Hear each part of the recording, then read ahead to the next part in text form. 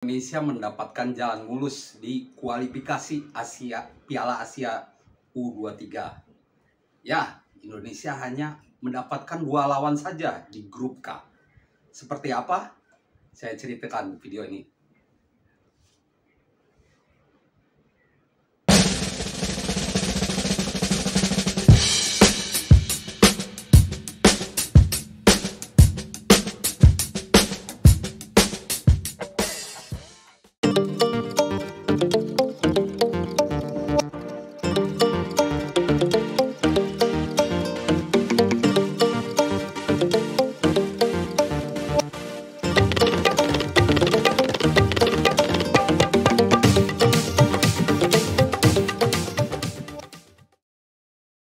Halo teman-teman, jumpa lagi dengan saya Depri Saipullah.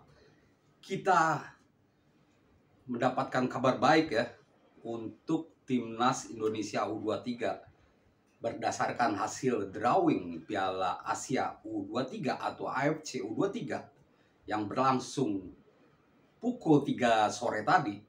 Indonesia berada di grup K bersama 2 negara yaitu Turkmenistan dan juga Cina Taipei.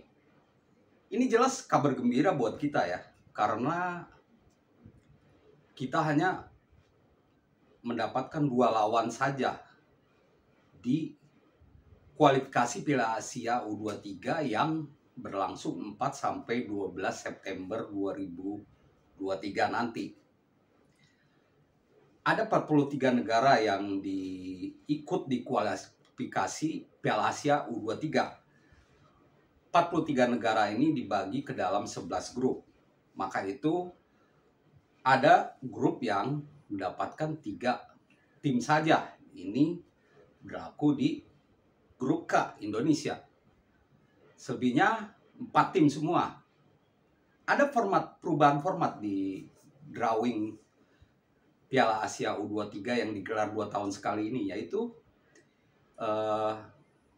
tim dengan zona yang sama atau berasal dari negara regional yang sama, tidak masalah kalau satu grup. Maka itu di drawing kali ini negara Asia Tenggara ada yang berkumpul di satu tim, yaitu di grup H, di mana Thailand jumpa Filipina, lalu ada juga Singapura ya, Thailand, Filipina, Thailand, Malaysia, Filipina, dan Bangladesh.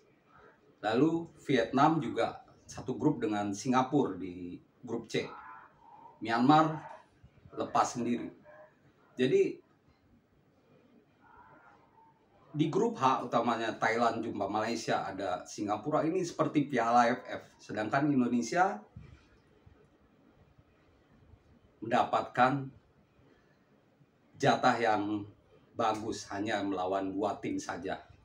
Tapi ya kita tidak mendahului hasil nanti, tapi dilihat dari head to head melawan Cina Taipei dan Turkmenistan, memang Indonesia pantas bergembira ya, karena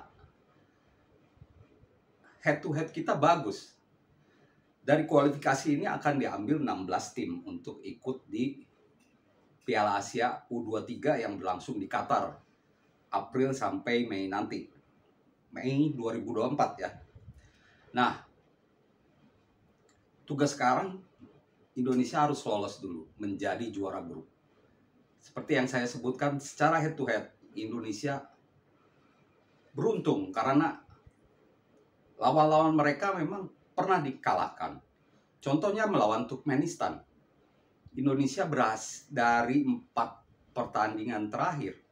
Indonesia menang 2 kali. Imbang 1 kali dan kalah 1 kali.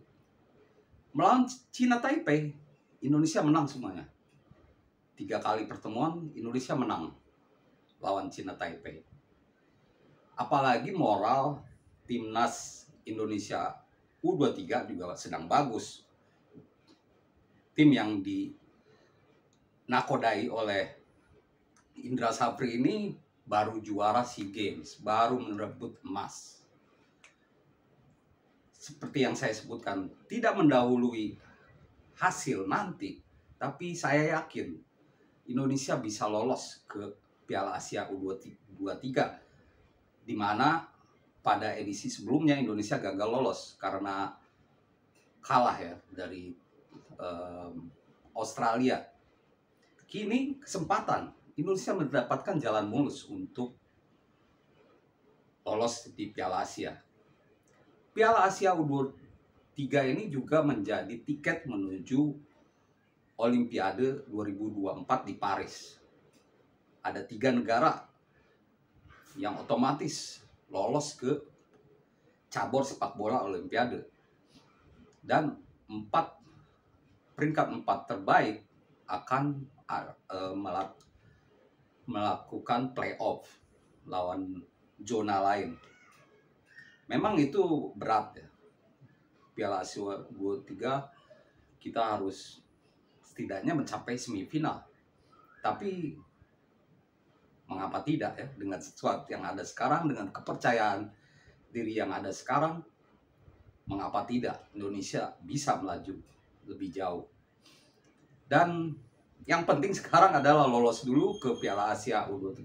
Setelah itu lolos fase grup, karena Indonesia juga pernah main di perempat final ya, tahun 2000 dua edisi sebelumnya. Nah, itu harus dilewati di Piala Asia U23 nanti. Nah, sekarang tugas Indra Sapri untuk memilih pemain. 20 pemain yang dibawanya di SEA Games selalu tentu bisa dipilih kembali. Tapi ada opsi-opsi lain yang bagus untuk dicoba. Contohnya 2 pemain naturalisasi ya, Rafael Struijk dan Ivan Jenner.